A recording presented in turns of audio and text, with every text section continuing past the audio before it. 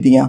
क्या पढ़ने वाले हैं हम? शिक्षा मनोविज्ञान की विधियां। देखते हैं बेटा, शिक्षा मनोविज्ञान की विधियों के बारे में पढ़ते हैं। शिक्षा मनोविज्ञान की विधियां पढ़ने वाले हैं। देखो, शिक्षा मनोविज्ञान की क्या पढ़ने वाले हैं कि सर विधियां पढ़ने वाले हैं।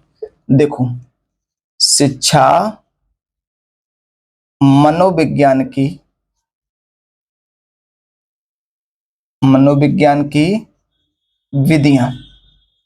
और एक बात बता दें आपको, शिक्षा मनोविज्ञान की अगर आपने विधियां पढ़ ली, फिर ये चैप्टर कंप्लीट हो जाता है। इसमें से जितने प्रश्न आने होंगे वो यहीं से बेटा आ जाते हैं। ठीक है बेटा, आगे देखते हैं। क्या? शिक्षा मनोविज्ञान की विधियों को हमने 3 भागों में बांटा है।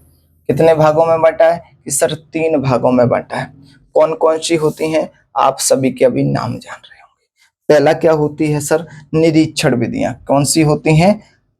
निरीक्षण विधियां। निरीक्षण विधियां होती हैं। ठीक है, पहली कौन सी है? निरीक्षण विधियां।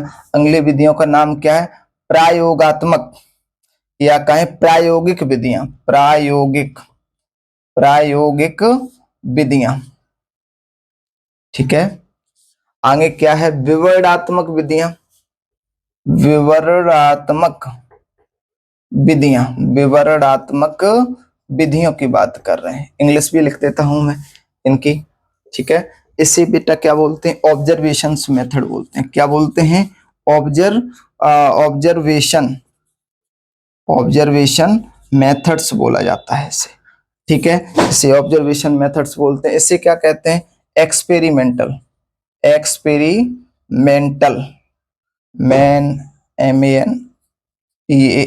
Experimental methods. ठीक है, इसे क्या बोलते हैं? एक्सप्लोरर कह सकते हैं। क्या कह सकते हैं कि सर एक्सप्लोरर कहने की बात कर रहे हैं। क्या कर रहे हैं? एक्सप्लोरर। आप देखेंगे कह सकते हैं कि एक्सप्लोरर क्या बोले? विवरणात्मक को हम कह सकते हैं एक्सप्लोर करना, यानी कि एक्सप्लोरर मेथड बोल सकते हैं। ठीक है बेटा, आगे देखते हैं। एक मिनट रुक जाइएगा। क्या बोलते हैं इसे? हमने क्या बोला? एक्सप्लोर यानी कि विवर्ड करना, या एक्सपोजिशन भी बोल सकते हैं। Exposition methods, method of exposition या एक्सपोजिशन मेथड्स। ठीक है बेटा, आपको ये याद रहनी चाहिए। निरीक्षण विधियां 2 प्रकार की होती हैं। कौन कौन सी होती हैं बेटा? एक होती है अंतःदर्शन। क्या होती हैं? अंतःदर्शन विधियां। अंतःदर्शन विधियां। ठीक है, एक और होती हैं आपकी बहिर्दर्शन विधियां। बहिर्दर्शन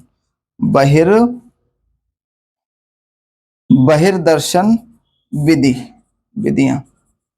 ठीक है, बहिर्दर्शन विधियां। इसका कोई प्रकार नहीं है। विवरणात्मक में आपकी कई सारी आती हैं, जैसे जीवन इतिहास विधि। कौन है? जीवन इतिहास विधि हो गई। तुलनात्मक विधि। कौन सी? तुलनात्मक विधि का जिक्र कर रहे हैं। तुलनात्मक विधि हो गई। और विकासात्मक विधि हो गई। क्या हो गई? विकासात्मक विधि हो गई। विकासात्मक विधि की बात कर रहे हैं। और कौन कौन सी हो सकती है सर? मनोविश्लेषण विधि भी हो सकती है। कौन सी? विश्लेषण गलत लिख रहे हैं। विश्लेषण विधि, मनोविश्लेषण विधि। ठीक है, एक आपकी होती है नैदानिक विधि। क्या होती है? नैदानिक विधि। एक और होती है बेटा, कौन सी? सर्वेक्षण विधि। क्या होती है? सर्वेक्षण विधि। कौन सी है? सर्वेक्षण विधि है। आगे देखें बेटा, हम क्या बात कर रहे हैं कि सर हम अब इन सब के बारे में बात करेंगे। देखो, अंतःदर्शन विधि क्या होता है, बहिर्दर्शन विधि में क्या होता है, प्रायोगिक विधि में क्या होता है, और इन सब विधियों में क्या होता है। ठीक है, मुख्य तौर पर आपसे प्रश्न पूछा जाएगा तो इनसे पूछा जाएगा। अंतर्दर्शन, दर्शन का अर्थ क्या होता है? दर्शन करना, यानी कि किसी चीज को देखना। पहले तो इनको समझने, निरीक्षण विधि का मतलब क्या? ऑब्जर्वेशन। आप कहीं जाएं और अवलोकन करें, और अवलोकन करने के बाद उन चीजों को आप, उन तथ्यों को आप नोट कर लें, लिख लें और उनके आधार पर आप कुछ निष्कर्ष पर पहुंचे। ये क्या है? आपका निरीक्षण। आप क्या कर रहे हैं कि बालक को जब आप देखेंगे तो उसके व्यवहार को जज कर रहे होंगे, अध्ययन करना है व्यवहार का। शिक्षा मनोविज्ञान में है ही क्या? शिक्षा के लिए या शिक्षा में हम लोग व्यवहारों का अध्ययन कर रहे हैं। तो एक तो निरीक्षण द्वारा, मतलब केवल देखकर निरीक्षण, हम कहीं गए और हमने निरीक्षण किया और हमको पता चल जाएगा कि व्यवहार के बारे में क्या है। अगला, हम प्रायोगिक रूप से हम क्या इंक्वायरी कर लें या प्रायोगिक रूप पर अपनी प्रयोगशाला में प्रयोग करें और व्यवहारों का हम अध्ययन करें। ठीक है, ये कैसी है? विवरणात्मक एक्सपोजिशन मेथड है। तो हम कह सकते हैं जीवन इतिहास विधि, तुलनात्मक। अभी इनके बारे में भी बताएंगे तो बहुत अच्छे से। देखो, विवरणात्मक विधि का मतलब क्या है? यानी कि विवरण, विवरण का मतलब क्या? बहुत ज्यादा डिटेल में किसी के बारे में पता हो, किसी का व्यवहार हमें बहुत ज्यादा डिटेल में पता हो। ठीक है, अभी आगे देखेंगे बेटा। आप देखो अब क्या है, ये भी दो भागों में बटा है सर, अंतर्दर्शन और बहिर्दर्शन। ठीक है, इंट्रोस्पेक्शन कहते हैं इसको। क्या कहते हैं? Introspection, introspection method. ठीक है, इसको कहते हैं एक्सट्रोस्पेक्शन मेथड। ठीक है बेटा, इनको पहले समझे। अंतर्दर्शन, दर्शन का मतलब हमने आपको बताया देखना, यानी कि अंतर्हमिष, अंदर। अगर कोई व्यक्ति अपने अंदर स्वयं झांके और अपनी कमियों को देखे, अपने व्यवहार को जांचे और फिर उन व्यवहारों को वो उसमें सुधार भी लाता है, आपको पता है। तो जब आप खुद से अपना व्यवहार देख रहे हैं, या कोई स्टूडेंट है, ये बेटा स्टूडेंटों आप सब हैं, आप सब नए शिक्षक बनने वाले हैं, तो सबसे ज्यादा तो आप इसी विधि का प्रयोग करने वाले हैं। आपको क्या नहीं आता है, क्या आता है, आप किस लेवल पर हैं पढ़ने में, आपको कितनी तैयारी और करनी है, ये सब कौन जज करेगा? क्योंकि हम लोग जो टीचर्स आपको पढ़ा रहे हैं, ये हम लोग केवल आपको हेल्प दे सकते हैं। हम लोगों तो सुविधादाता हैं, हम लोग आपको सुविधाएं प्रदान कर सकते हैं, लेकिन आपकी कमियों को थोड़ा बहुत हम जान सकते हैं, लेकिन सबसे ज्यादा तो अच्छा आप अपने को स्वयं को जानते होंगे। ठीक है, और जो स्वयं से मेहनत करता है वो बहुत अच्छी बात है, वो बहुत आगे तक जाता है। अंतर्दर्शन का मतलब क्या हो गया? अपने अंदर झांकना, अपने अंदर झांकना, अपने खुद का व्यवहार जब हम खुद से देख लें, खुद जांच लें कि हमें किस प्रकार की कमियां हैं, किस प्रकार की कमियां नहीं है और हमें कितने सुधार की आवश्यकता है, तो ये कौन सी विधि है? अंतर्दर्शन विधि है। बेटा बहिर्दर्शन विधि में क्या है? जब हम किसी बाह्य रूप से किसी और का हम ऑब्जर्वेशन करें और उसको बताकर भी करें कि हम तुम्हारा ऑब्जर्वेशन कर रहे हैं, हम तुम्हें देख रहे हैं, हम तुम्हारे व्यवहार को जानने की कोशिश कर रहे हैं, या बताएं या ना बताएं दोनों एक ही में आ जाएगा। यानी कि बाहरी रूप से देखना, किसी को हम देखें, लगातार वॉच करें 2 दिन, 4 दिन, हफ्ते, 1 महीने, और फिर जाके हम उस पर कुछ एक लेख लिखें या उसके बारे में हम बताएं कि भैया आपका व्यवहार इस तरीके का है। तो इस प्रकार की विधि कैसी है? बहिर्दर्शन विधि। आपको हम एक और बात बताते हैं, अंतर्दर्शन विधि का जो जनक है वो विलियम वुंट है। इसका जनक कौन है? किसका? इसका जनक विलियम वुंट। कौन है बेटा? विलियम वुंट है। कौन है?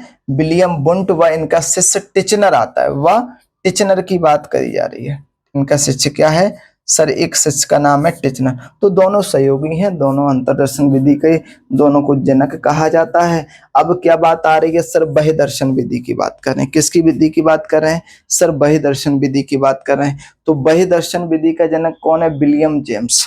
कौन जनक है? William James. इसका जनक कौन है कि सर? William James. कौन है? विलियम जेम्स इसका है। इतनी बात आपको क्लियर होगी। अभी हम इसको आपको लास्ट में बताएंगे, पहले इन सब को देख लें आपको। बेटा इसको इंग्लिश में क्या बोलेंगे? जीवन इतिहास विधि को बोलते हैं केस स्टडी या केस हिस्ट्री मेथड। ठीक बात है। आपने देखा होगा हम लोग कहते हैं कि साहब जन्म से कोई चोर नहीं होता या जन्म से कोई अपराधी नहीं होता, परिस्थितियां ऐसी जीवन में आती हैं कि अपराधी बन जाते हैं। ठीक है, जब कोई विशेष आपने देखा होगा कि सीरियल किलर आते हैं, ऐसी घटनाएं जो लगातार हो रही हैं, तो फिर उन पर सरकार का ध्यान जाता है और मनोवैज्ञानिक लोग बिठाए जाते हैं या एजेंसियां बिठाई जाती हैं और देखा जाता है देखो भाई खोजो ये घटनाएं क्यों हो रही हैं। तो उसमें कोई आदमी होता है, वो दोषी पाया जाता है, फिर उसको पकड़ लिया जाता है, तो उसके व्यवहार का फिर अध्ययन किया जाएगा कि भाई कहाँ इसका जन्म हुआ है, कहाँ नहीं हुआ है, किस परिस्थिति में रहा है और कैसे माहौल में रहा है, इसके पीछे का कारण क्या है जो ये आज ये व्यवहार प्रदर्शित कर रहा है। समझ में आ रही बात? यानी कि ये हम जीवन इतिहास विधि का प्रयोग करते हैं। ठीक है, एक बात और बता दें, हम फिर से वापस यहीं आएगा, मुझे कुछ बात याद आ गई। सबसे अच्छा है जो बच्चे डायरी राइटिंग करते हैं, डायरी लेखन। डायरी लेखन किसका उदाहरण है? अंतर्दर्शन विधि का। किसका? अंतर्दर्शन विधि का उदाहरण क्या कह सकते हैं कि सर डायरी है। और इसका देखो, इसका भी एक जनक है। इसका कौन है? टाइडमैन। कौन इसका जनक है? कि सर इसका जनक है, ये जनक है, इसका जीवन इतिहास विधि का जनक है टाइडमैन। अगली विधि क्या आ गई? सर तुलनात्मक विधि, यानी कि कंपैरेटिव मेथड्स। तुलनात्मक विधि का मतलब क्या है? Comparative method. हम देखते हैं कि आजकल लोगों ने एक बहुत बुरी स्थिति पैदा कर दी है अपने बच्चों के लिए। हर एक आदमी तुलना कर रहा है, हर एक व्यक्ति अपने बच्चे की तुलना दूसरे व्यक्ति के बच्चे से कर रहा है कि शर्मा जी का बच्चा इतना अच्छा कर सकता है तो हमारा क्यों नहीं। जबकि देखो एक्चुअल में है क्या, शिक्षा काम क्या करती है? बच्चे के जो अंदर है उसी को, तो जो योग्यता अंदर है वही तो बाहर निकालेगी। अब जो बच्चे में है नहीं वो बाहर कैसे निकल के आएगा? तो ये बात क्या है? तुलनात्मक विधि। जब हम क्लास में भी हम करते हैं, हम देखते हैं कौन बच्चों की तुलना करते हैं योग्यता के आधार पर। ये रंग रूप भी बना सकते हैं, किसी भी के आधार बना सकते हैं। ये वर्गीकरण के लिए सहायक होता है कौन? तुलनात्मक विधि। ठीक है, तुलना करके भी हम बता सकते हैं कि ये गुण वाले व्यक्ति इतने हैं, इस गुण वाले व्यक्ति इतने हैं, उनके बारे में हम कुछ प्रॉपर्टी लिख सकते हैं, उनका विवरण दे सकते हैं कि ये गुण वाले व्यक्तियों में इस प्रकार की विशेषताएं होंगी, ये गुण जिनमें पाया जाता होगा वो उनमें ऐसी प्रकार की विशेषताएं होती हैं। ठीक है बेटा, तो जीवन इतिहास विधि हो गया, तुलनात्मक विधि हो गया। विकासात्मक विधि क्या है? विकासात्मक आपको पता है किसी का विकास किस तरीके से, चरणबद्ध तरीके से हुआ है। आप देखें बालक का विकास, चाहे वो अमेरिका का हो, चाहे भारत का हो, चाहे फ्रांस का हो, इटली का हो या चाइना का हो, पाकिस्तान का ही क्यों ना हो, ठीक है, तो उसका विकासात्मक विधि का मतलब क्या है? उसके शैशवावस्था के बाद बाल्यावस्था आई होगी, बाल्यावस्था के बाद किशोरावस्था आई हुई। ऐसा तो नहीं हो सकता कोई भी अवस्था जंप कर गई हो। कोई बच्चा ऐसा है आप में से जो डायरेक्ट बाल्यावस्था में आया हो? नहीं ना। तो विकासात्मक विधि का मतलब क्या है कि हम डेवलपमेंट मेथड, बच्चे का या बालक का, मनुष्य का डेवलपमेंट किस तरीके से हुआ है शुरुआत से लेकर एंड तक। आज जो हम पढ़ रहे हैं कि जन्म से लेकर किशोरावस्था तक, जन्म से लेकर परिपक्वतावस्था तक, जन्म से लेकर वृद्धावस्था तक जो अध्ययन व्यवहार का कर रहे हैं वो किस विधि से कर रहे होते, किस विधि के अंतर्गत है? विकासात्मक। उनका विकास ही तो देख रहे हैं कि शैशवावस्था का विकास बच्चे का किस तरीके का है, किस प्रकार के लक्षण दिखाएगा, बाल्यावस्था का विकास किस तरीके का है, किस प्रकार के लक्षण दिखाएगा, और ठीक है किशोरावस्था के किस प्रकार के लक्षण है वो कैसे दिखाएगा। अगला क्या है बेटा? मनोविश्लेषणात्मक विधि। इसके जनक कौन है बेटा? इसके जनक है सिगमंड फ्राइड। कौन है? Sigmund Freud. ये बेटा क्या? मनोविश्लेषणात्मक या मनोविश्लेषण विधि ये बताते हैं। इन्होंने अपना एक सिद्धांत दिया है पूरा। क्या सिद्धांत दिया है सर? ये कहते हैं कि मन जो होता है वो तीन प्रकार का होता है, एक चेतन मन, एक अवचेतन और एक अवचेतन या अर्धचेतन। एक अचेतन, एक अवचेतन या अर्धचेतन और एक चेतन। यानी कि और समझो अच्छे से, एक होता है कॉन्शियस, एक होता है सब कॉन्शियस, एक होता है अनकॉन्शियस। जब आप अभी इस क्लास को देख रहे हैं, मान लीजिए आप इस क्लास को देख रहे हैं तो मेरी वाणी को आप सुन रहे होंगे, मेरी आवाज आपके कानों तक जा रही होगी, तो आप जौन सी अवस्था में बैठे हैं वो चेतन की अवस्था, यानी कि कॉन्शियस माइंड आपका काम कर रहे हैं।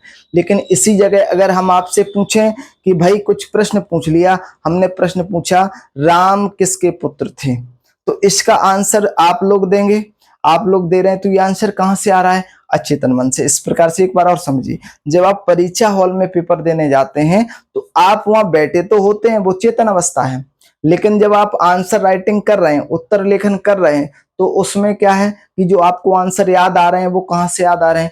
अचेतन मन से, यानी कि हमारी जो मेमोरी है, हम जो पढ़ते सीखते हैं और जहाँ सेव कर लेते हैं, उसी मन को क्या कहा है इन्होंने, अचेतन मन कहा है। ठीक है, उसको क्या कहा है बेटा, अचेतन मन कहा है। और आपने देखा वो एक अवस्था ऐसी भी होती है जब हम आधे सोते आधे जगते हैं और हमें सपने आते हैं। ठीक है, स्वप्न विश्लेषण विधि के जनक भी कौन है, सिगमंड फ्राइडी हैं, कि ये भाई स्वप्न किस तरीके के आते हैं, क्यों आते हैं, क्यों नहीं आते हैं, स्वप्न विश्लेषण। ठीक है, आगे हम लोग इसको और देखेंगे इनके सिद्धांत में, तभी आएगा स्वप्न विश्लेषण विधि।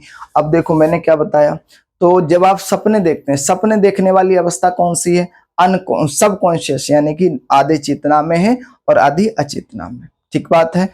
और इन्हीं के आधार पर इन्होंने ये तीन मन के आधार पर ही पर्सनैलिटी को भी डिस्ट्रीब्यूट किया है। आपने पढ़ा होगा इद, इदम, अहम, इड, ईगो, सुपर ईगो वाली अवधारणा जो पढ़ी है, आगे हम सिद्धांत के रूप में पढ़ेंगे। आपको मैंने इसलिए अभी बता दिया कि आप जो ये पढ़ रहे हैं, आप सब या तो डीएलएड के छात्र होंगे या बीएड कर रहे होंगे। ठीक है, आप आगे देखें, नैदानिक विधि का मतलब क्या होता है, डायग्नोसिस मेथड। डायग्नोसिस मेथड का मतलब क्या हुआ कि देखो, हम जब हमें कोई बीमारी हो जाती है और हम सही नहीं हो रहे होते हैं, तो हम क्या कराते हैं, हम अपना ब्लड टेस्ट कराते हैं। जब ब्लड टेस्ट कराते हैं, यानी कि वहाँ लैब पर क्या लिखा होता है, डायग्नोसिस लैब लिखा होता है, यानी पर जो हमारी कमियां हैं उनको जज करना है। ठीक बात है। तो नैदानिक विधि में क्या है, जब हम निदान यानी कि बच्चे के अंदर या आपके व्यवहार में, आप में क्या कमियां हैं उनको पता कर लें, और इसके बाद अगली क्या इसी के साथ चलती है बेटा, उपचारात्मक, क्या चलती है, उपचारात्मक विधि भी चलती है इसी के साथ, यानी कि उपचार करने की जरूरत है। पहले हमने डायग्नोस कर लिया, फिर हम रेमेडी देंगे कि भाई ये कमी है तो इसको तुरंत दूर कैसे किया जाए, तो वो रेमेडी होता है। आगे क्या है, सर्वेक्षण विधि, आप ही जानते हैं, किसी जगह का हमें सर्विंग मेथड है। सर्विंग मेथड में क्या होता है, आप देखते हैं सरकार के लोग आते हैं, या कोई कह सकते हैं कोई संस्था है, कोई ऐसी संस्था है जो लोगों के व्यवहार को जज कर रही, किसी चीज को खोज रही है, तो वो धरातल पर उतरेगी और कई सारे लोगों से मिलेगी। इसका सबसे अच्छा उदाहरण क्या है, हम तो मानते हैं बेटा, जब हमारी चुनाव होते हैं, चुनाव जब होते हैं हमारे, तो आप देखते हैं मीडिया वाले भिन्न भिन्न जगह जाते हैं, और जिस दिन चुनाव का एंड होता है उस दिन एग्जिट पोल आता है, तो एग्जिट पोल जो बताते हैं वो क्या है, सर्वेक्षण मेथड ही तो है। उसी तो हमने क्या बता दिया, विवरण बता दिया कि इस एरिया में इतना सीट जीतेगा ये पार्टी, वो लोगों के व्यवहार के आधार पर ही तो बता रहे हैं, उनसे बातचीत करके ही तो बता रहे हैं। इसी प्रकार से हम देखते हैं कि एक जैसे हमारा विद्यालय है, वहाँ एक पर्टिकुलर एरिया से लोग आते हैं, बच्चे आते हैं, उनमें एक नई, कोई कह सकते हैं उनके व्यवहार में एक नयापन है, कुछ अलग है और बच्चों से डिफरेंट है। तो हम शिक्षक के रूप में या प्रधानाचार्य के रूप में हम क्या जानने की कोशिश करेंगे कि ये वाला व्यवहार बच्चा क्यों प्रदर्शित कर रहा है, क्यों दिखा रहा है।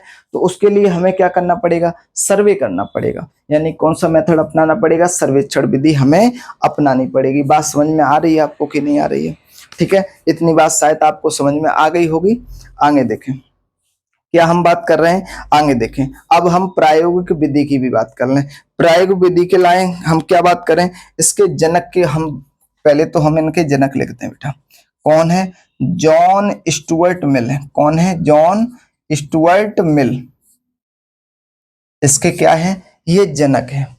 अब आप देखो प्रायोगिक विधि, एक्सपेरिमेंटल मेथड, इसका मतलब क्या है, आपने देखा थॉर्नडाइक ने बिल्ली पर प्रयोग किया था, किस पर, बिल्ली पर प्रयोग किया। पावलव ने किसने पर किया, कुत्ते पर। व्यवहार को जानने के लिए क्या, ऐसी मनुष्यों के व्यवहार को जानने के लिए भी लैब में प्रयोग किए गए होंगे, आपके सामने नहीं आए वो अच्छी बात है। हिटलर की कहानी आपने देखी, हिटलर ने तो लोगों पर पता नहीं कितने प्रयोग करे हैं, और अमेरिका में नासा जो है वो जाने कितने व्यक्तियों पर, पुरुषों पर, मनुष्यों पर प्रयोग करता ही रहता है अनंत। लेकिन हमारे सामने कौन से आते हैं, जो वो दिखाना चाहते हैं। ठीक है, तो जो वो है वो कैसे प्रयोग है, प्रायोगिक है। और इनका जनक कौन है, सर जॉन स्टुअर्ट मिल है। इसकी एक पुस्तक है, वो कभी कभी पूछ ली जाती है, क्या है, इसकी एक बुक है, यहाँ हम लिख रहे हैं। उस बुक को इसने 1872 ईस्वी में प्रकाशित किया था। किस कब किया था, 1872 ईस्वी में किया। इसकी पुस्तक का नाम है methods of experimental inquiry. Experimental experimental inquiry, ठीक है। इतना ही आपसे पूछा जाएगा, इससे ज्यादा बेटा नहीं पूछा जाता, ठीक है। आज की क्लास हम यहीं समाप्त करना चाह रहे हैं। आप इतना ही, आप बड़ी भी हो गई होगी आपके लिए क्लास। आपको अगर आपको कुछ चीज समझ में नहीं आई होगी तो आप एक बार फिर से इसको रिकैप करके देख लीजिए, दोबारा से स्टार्ट करके देखिए। और ये शिक्षा मनोविज्ञान वाला टॉपिक आपका खत्म हो गया है। अब अगला चैप्टर हम लोग बाल विकास यानी कि बाल मनोविज्ञान पढ़ने वाले हैं। मनोविज्ञान की एक शाखा ही है बाल मनोविज्ञान, ठीक है। आपको देखेंगे, आप जहां अभी तक पढ़ते आए सभी से आपने पढ़ा होगा, वो बाल विकास से स्टार्ट होता है। तो अगली क्लास हमारी बाल विकास से ही स्टार्ट होगी। बाल विकास क्या है, विकास क्या है, अभिवृद्धि क्या है, विकास क्या होता है, विकास की अवस्थाएं कौन सी होती हैं, विकास के सिद्धांत क्या हैं, किस अवस्था के लिए किसने क्या कहा है, ये सारी बातें अब हम अगली कक्षा में करने वाले हैं। हम आपसे विदा लेना चाहते हैं। नमस्कार साथियों, आपको अगर हमारी क्लास पसंद आई हो तो हमारे चैनल को आप सब्सक्राइब कर लें और लाइक कर लें और बेल आइकन को जरूर प्रेस कर दें ऑल वाले पर, जिससे आपको कोई भी वीडियो मिले, ठीक है। कोई भी वीडियो अगर मिलती है तो आप उसको शेयर करें और देखें और अपने साथियों को भी बताएं।